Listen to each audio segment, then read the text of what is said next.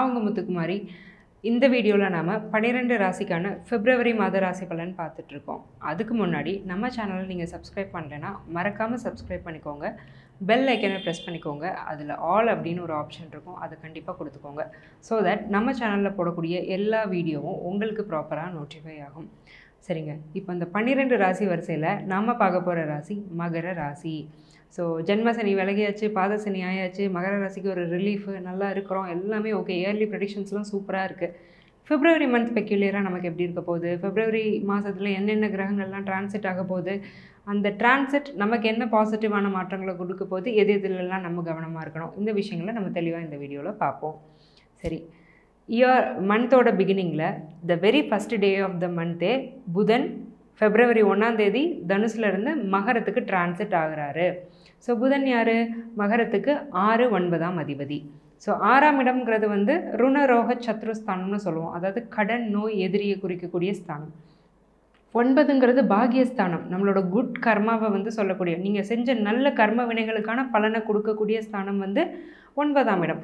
5ஆம் இடத்தையும் சொல்லுவோம், 9ம் அதே மாதிரி தான். உங்களோட டிசையர்ஸ், உங்களோட பாக்கியஸ்தானம், நீங்கள் என்னென்ன ஒரு பாக்கியங்கள் நல்ல விஷயங்களெல்லாம் அனுபவிக்க போகிறீங்களோ அது எல்லாத்தையும் கொடுக்கக்கூடிய ஸ்தானம் வந்து 9ஆம் இடம். அப்போது அந்த 6, 9ஆம் அதிபதி போய் லக்னத்தில் உட்காந்துருக்கிறது கிளியராக என்ன சொல்லுதுன்னா, உங்களோட எதிரிகள், எதிர்ப்புகள் எல்லாமே மறைஞ்சதுன்னா என்னென்னா கம்ப்ளீட்டாக நெக்லெக்ட் ஆகலை. சில விஷயங்கள் உங்களுக்கு இயர் பிகினிங்கில் இருக்க போது, சில ஹெல்த் இஷ்யூஸாக இருக்கட்டும், யாரோ ஒருத்தரை நினச்ச ஒரு டிசப்பாயின்மெண்ட்டாக இருக்கட்டும், ஒரு வருத்தமாக இருக்கட்டும், இருக்க போது அது அப்படி இருந்துட்டு இருக்கும்போதே அந்த சூழ்நிலை ஒரு லக்காக கன்வெர்ட் ஆக போகுது. ஒரு உடம்பு சரியில்லை, நீங்கள் ரெஸ்ட் எடுத்துகிட்டே இருக்கிறீங்க, திடீர்னு உங்கள் உடல்நிலை வந்து பெட்டராக இம்ப்ரூவ் ஆகுது. அதே மாதிரி யாரோ ஒருத்தர் உங்களை இரிட்டேட் பண்ணிட்டே இருக்கிறாருன்னு நினச்சிட்ருக்கிறீங்க, அவரே உங்களுக்கு வந்து ஒரு பாசிட்டிவாக ஒரு விஷயத்தை பண்ணிவிட்டு உங்கள் லைஃப்லேருந்து விலகுறாரு. இந்த மாதிரியான ஒரு சம்பவம் வந்து மகர ராசிக்கு கண்டிப்பாக நடக்கும். ஸோ எது வந்து உங்களை ரொம்ப நாளாக அழுத்திட்டு இருந்ததோ அது தலை தெரிச்சு ஓட போகுதுங்கிறது தான் உங்களுக்கு புரிகிற மாதிரி நான் ஒன் லைனில் சொல்லணுன்னா இந்த மந்தோட ப்ரெடிக்ஷன். சரி, டீட்டெயிலாக பார்ப்போம் எப்படி இருக்குன்னு. சரி, இயர் பிகினிங்லே நான் இந்த மந்தோட பிகினிங்லே அந்த புதன் வந்து லக்னத்தில், அதாவது உங்கள் ராசியில் இருக்கிறது தொழில் தொழில் தொழில் தொழில்னு தொழிலை நோக்கியே உங்களை ஓட வைக்கும்.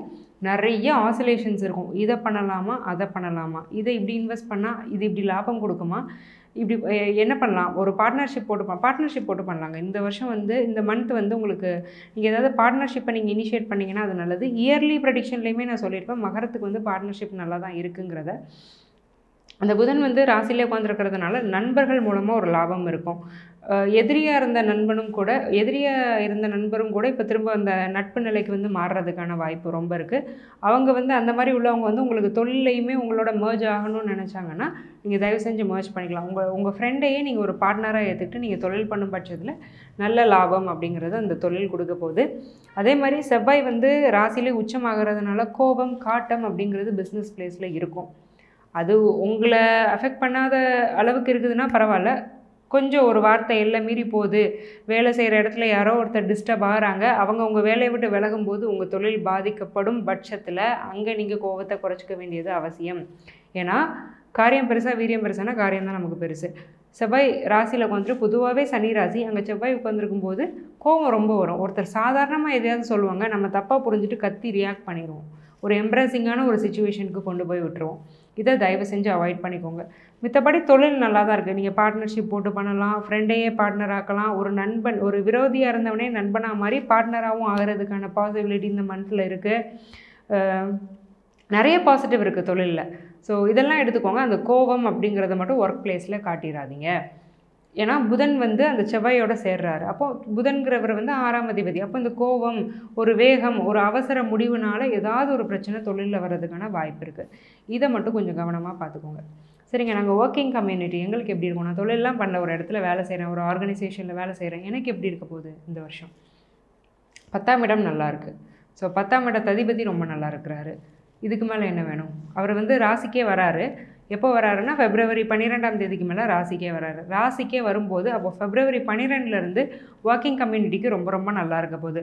அது வரைக்கும் அப்ஸ் அண்ட் டவுன்ஸ் வந்து இருக்குது. ஸோ இது வந்து என்னால் முடியும்னு ஒரு பக்கம் நம்பினாலும் இன்னொரு பக்கம் என்னால் இந்த வேலையில் கண்டினியூ பண்ண முடியுமாங்கிற ஒரு மனக்கலக்கம், எதையுமே வந்து ஒரு தைரியமாக செய்ய முடியல, வேலையில் இறங்க முடியல. எனக்கு ஒரு வேலை கிடச்சிருக்கிறதுனாலும் அதில் வந்து ஒரு செக்யூர்டு ஃபீலிங் வரல.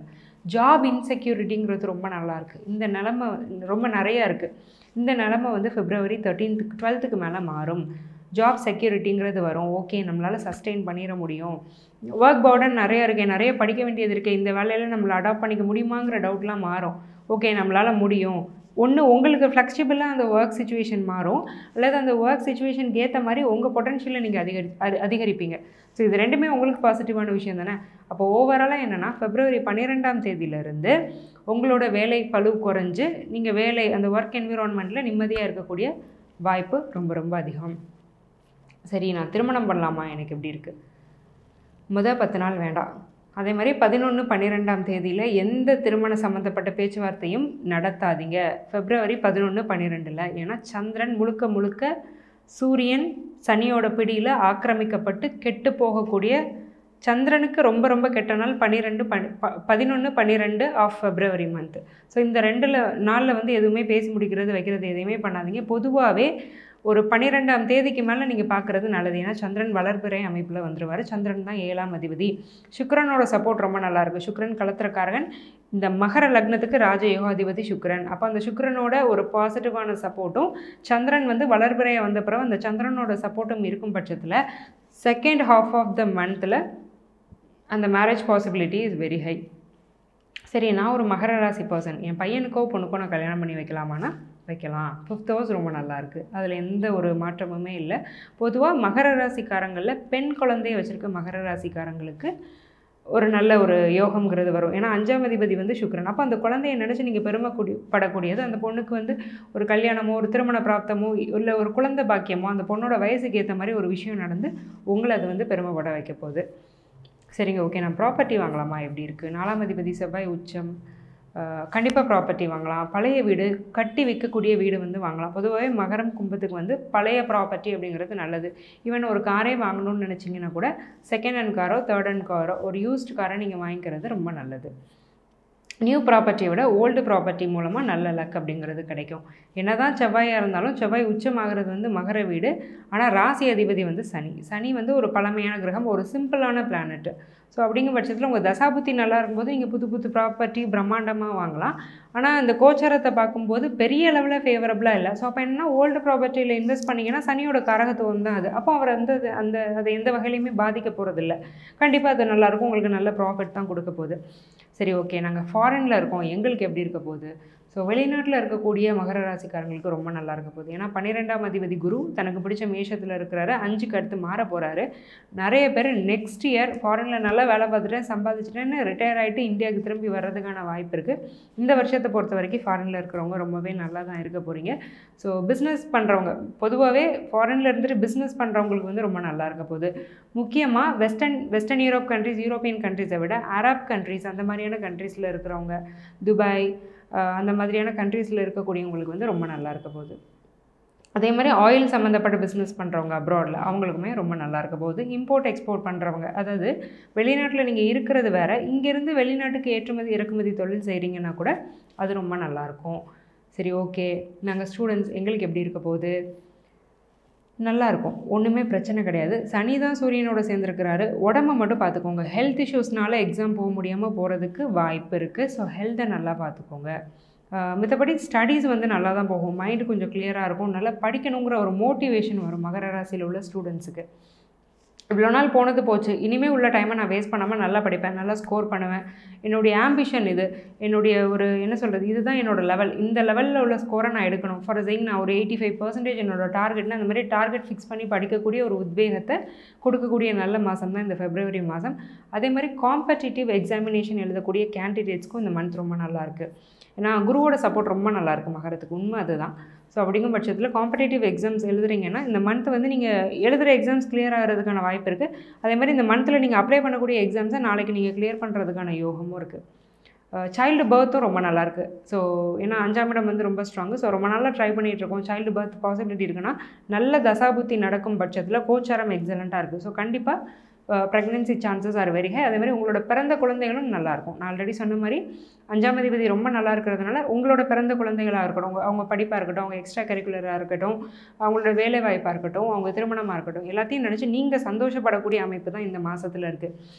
ஒரு நிம்மதி வரும். ஓகே, நம்ம பிள்ளை வாழ்க்கை செட்டில் ஆயிடுச்சு, இனிமேல் நம்ம எதுக்கும் கவலைப்பட வேண்டாங்கிற ஒரு நிம்மதி மகர ராசியில் உள்ள பெற்றோர்களுக்கு கண்டிப்பாக கிடைக்கும்.